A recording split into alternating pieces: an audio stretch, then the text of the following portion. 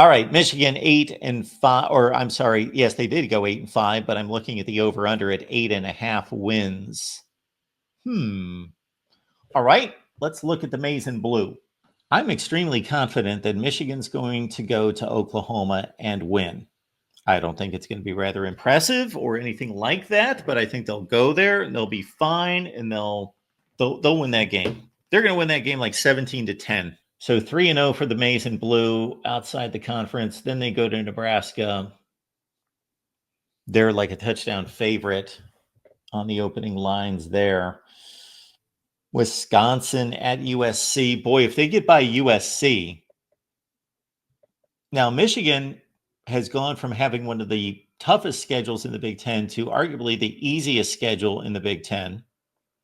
And if they get past USC on the road, look out.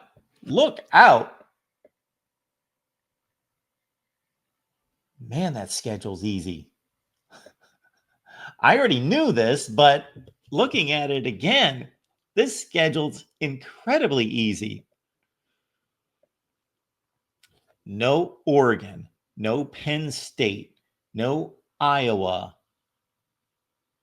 no Illinois. Yes, that Nebraska game's going to be a bit of a test, you would think, you would hope, and USC on the road. But man, they could show up on the last day of the season 11-0. I would not be surprised at all. And the probabilities tell us that they won't, that of course that they will trip up somewhere and be 10-1 when they face Ohio State. So 8.5. I may end this show early and jump online and grab that right out of the gate. Ralph telling us that Michigan always loses when they travel west. Always. Well, they're going to stop doing that because they're going to have to make that trip every year. And so that's going to stop happening at some point. But I know what the history is there. You're right. Yeah, Michigan could go undefeated this year. I know that people don't think that they're that good, but they're winning 9 games.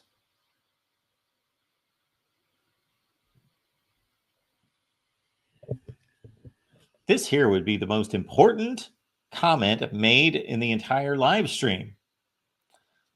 So, Karen, the way we have been promoting our sponsorships here at the Voice of College Football, knowing in this day and age that in addition to companies or individuals having products or services, they have their own personal brand.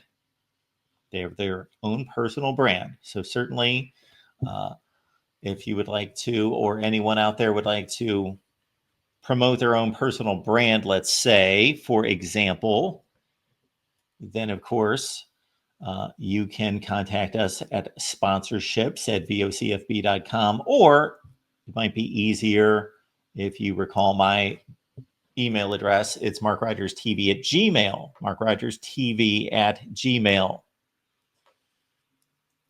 That was the name of this fine program at one point, Mark Rogers TV. Never fear, Steve. Starting next week, if you have not heard, we are bringing back the late night call-in show. So when I say late night, you know what that really means? It means whenever you want to make it. So at least one time per week, starting next week. And next week is already booked for Friday, the 11th at 11 p.m. Eastern Time. According to Tukey G, we are going to allow one of you, either by random chance or for some reason the spirit will move me, or somebody will make a funny comment in the chat or something, and I will say, Dave's here. When do you want our call-in show to be this week? Our late night call-in show. This is a call-in show. No calls today, but this is a call-in show technically, but we're going to do one late night call-in show each and every week. So there you go, Steve. There will be an evening, primetime, late night call-in show. When I say late night, if you want it to be 7 o'clock, 7 o'clock's fine. Whenever you want it to be. So we've got Michigan. Definitely. They're one you would have to take to Vegas on, or go to your That's an outdated term. Just open up your browser and go to FanDuel or something.